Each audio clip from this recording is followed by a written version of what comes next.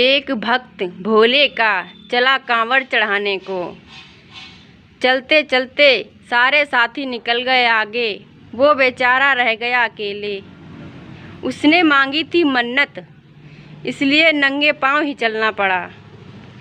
चलते चलते थक गया वो, धूप बहुत तेज थी। कड़कड़ाती धूप में नंगे पैर चल रहा था।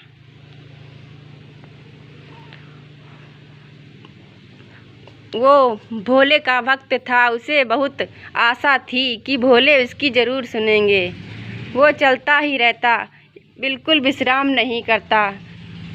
बहुत चलते चलते उसकी पसीने की धार लगी थी। वो चल रहा था, उसे आशा थी कि भोले उसकी मनसा ज़रूर पूरी करेंगे।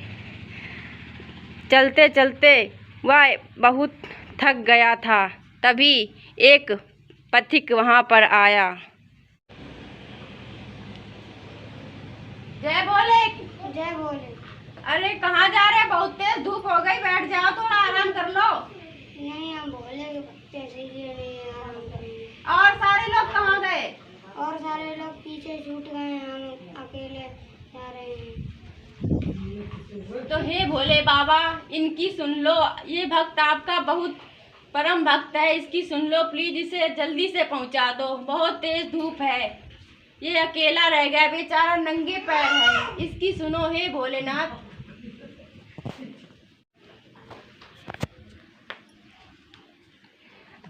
ऐसा कहकर उस व्यक्ति ने उस कांवड़ वाले को कहा, लेकिन वो बैठा नहीं।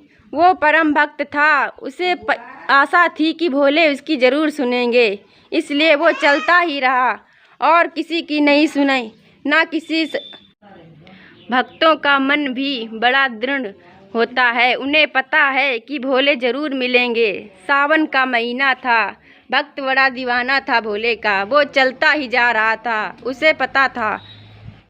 अरे भोलेनाथ, भोलेनाथ मिल गए। भोलेनाथ, आपने मेरी सुन ली। हे भोलेनाथ, आपने मुझ पर दया कर दी। हे भोलेनाथ, आप बड़े कृपालु हो, बड़े दयालु हो। हे भोलेनाथ, मैं धन्य हो गया।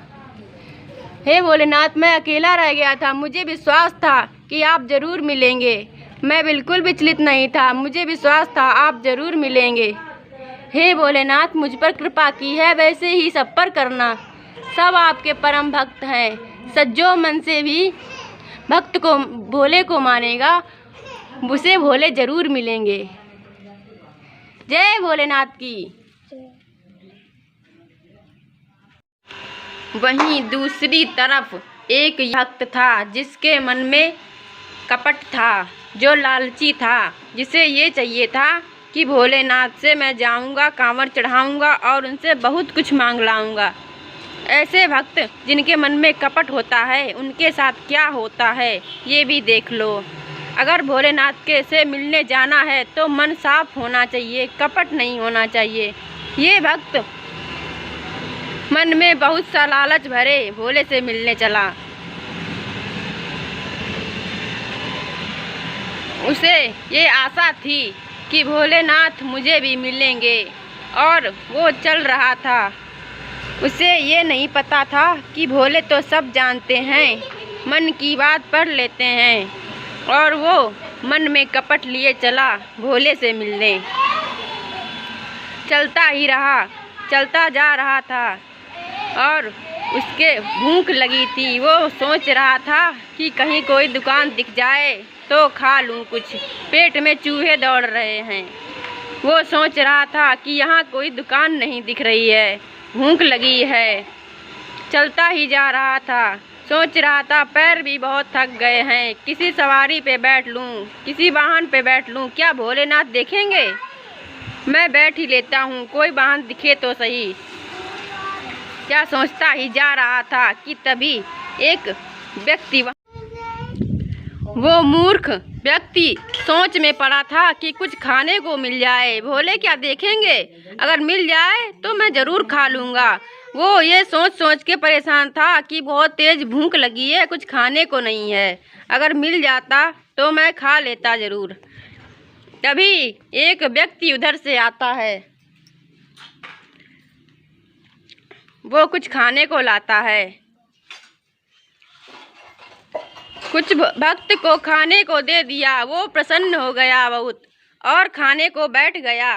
कांवर जमीन पर रख दी और खाने लगा। उसे क्या पता था कि भोले देख रहे हैं।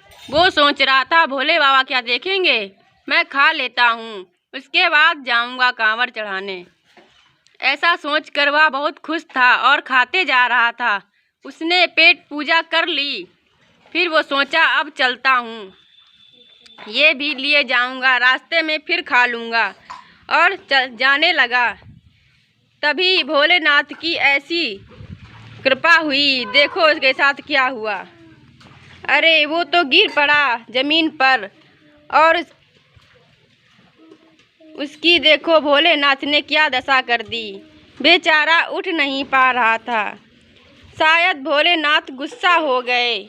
उसने भोलेनाथ पर विश्वास नहीं था। वो गिर पड़ा जमीन पर और उठने की कोशिश कर रहा है, उठ नहीं पा रहा।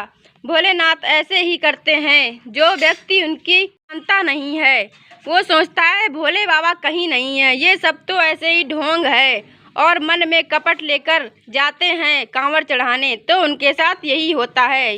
ये व्यक्ति गिर पड़ा, इसका पैर शायद खराब हो गया, वो नहीं चल सकता। भोलेनाथ ने ये सब किया है क्योंकि उसने सोचा कि भोलेनाथ क्या देख रहे हैं। उसने जमीन कांवर पर रखकर खाना खाने लगा था। इसके मन में बहुत कपट था। इसीलिए भक्तों, ये सब इसलिए हुआ क्योंकि इसके मन में कपट था। अगर भोलेनाथ को मानते हो तो सच्चे मन से उनको मानो और सच्चे मन से जो भी करना है करो। जय भोलेनाथ की।